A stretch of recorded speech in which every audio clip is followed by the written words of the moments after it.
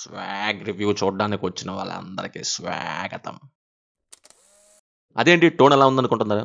ఏం లేదు, బాహుబూతి character tone భలే నచ్చింది నాకు, అందుకే ఒకసారి ట్రై చేశా. సరే, స్వాగ్ ఎలా ఉంది అని మాట్లాడితే యావరేజ్ అనిపించింది నాకు. ఐడియా బాగుంది, బట్ ఎగ్జిక్యూషన్ వైజ్ కొన్ని బాగున్నాయి, కొన్ని బాగాలేదు. నాకు క్లియర్గా చెప్పే ముందు బేసిక్ ప్లాట్ ఏంటో చెప్తాను.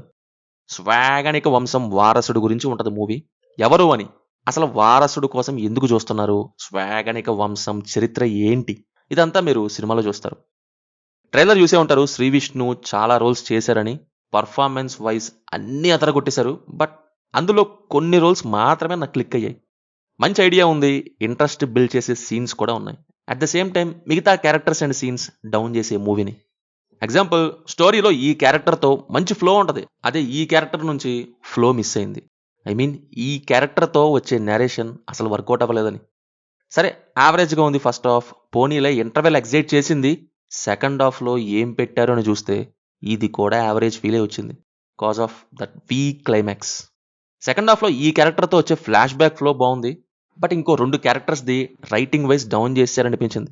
వంశం వారసుడు శాపం అనే లైన్ రైటింగ్లో మొత్తాన్ని జాయిన్ చేయడంలో క్యారెక్టర్స్ అండ్ నరేషన్ వైజ్ సగమే స్వాగతించింది, మిగతాది స్వాహా అయింది. ఎందుకో తెలీదు, డైరెక్టర్ హసిత్ గోలి మెసేజ్ సైడ్కి అసలు ఎందుకు వెళ్ళారని అనిపించింది. క్లైమాక్స్ నాకు అసలు అందుకే నచ్చలేదు. స్ట్రెచ్ చేయడమే కాకుండా కంప్లీట్ మెసేజ్కి వెళ్ళిపోయారు. ఒక క్యారెక్టర్ని పెట్టారు, నార్మల్గా వెళ్లకుండా ప్రీచీకి వెళ్ళిపోయారు.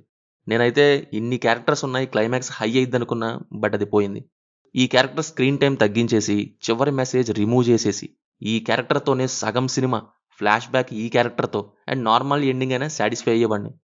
అసలు సినిమా అంతా ఈ క్యారెక్టర్ అయినా బాగుండి అనిపించింది. ఎందుకో తెలీదు, ఆ క్యారెక్టర్ ఫన్నీ టోన్ భలే నచ్చింది. Performances wise performer Shri Vishnu, అబ్బాబ్బా ఏం యాక్టింగ్ అండి బాబు. బాడీ లాంగ్వేజ్ అలా డిఫరెంట్ క్యారెక్టర్స్కి డిఫరెంట్ వేస్లో ఎక్కడా తగ్గకుండా మెయింటైన్ చేశారు చూడండి, అద్దర కొట్టేశారు. ఈ బాడీ లాంగ్వేజ్లో టోన్ అయితే ఈ రోల్లో ఎమోషన్ కుమ్మేశారు. Ritu and Meera Jasmine decent, remaining వాళ్ళు వాళ్ళ రోల్స్కి జస్టిఫై చేశారు. రవిబాబుని ఇంకా బాగా వాడుకొని ఉండొచ్చు. రాజరాజ చోరాలో భలే యూస్ చేసుకున్నారు డైరెక్టర్, బట్ ఇందులో రోల్ పెద్దగా ఇచ్చింది ఏం లేదు. వివేక్ సాగర్ బ్యాక్గ్రౌండ్ స్కోర్ బాగుంది. ప్రొడక్షన్ వాల్యూసే కొన్ని చోట్ల మూవీ నుంచి సీరియల్కి షిఫ్ట్ అయ్యారా అని ఎలా పెట్టారు, అప్గ్రేడ్ చేసుకోవాలి. Finally just an average one. Time ఉంటే ఐడియా అండ్ క్యారెక్టర్స్ కోసం ఒక లుక్ వేస్తే వేసుకోవచ్చు. No adult scenes, no bad language. So ఇది మరి స్వాగ్ మూవీ రివ్యూ. సినిమా చూస్తుంటే మీకు ఎలా ఉందో కింద కామెంట్స్లో మాతో తప్పకుండా షేర్ చేసుకోండి. Will meet in next video. Thank you. జై హింద్.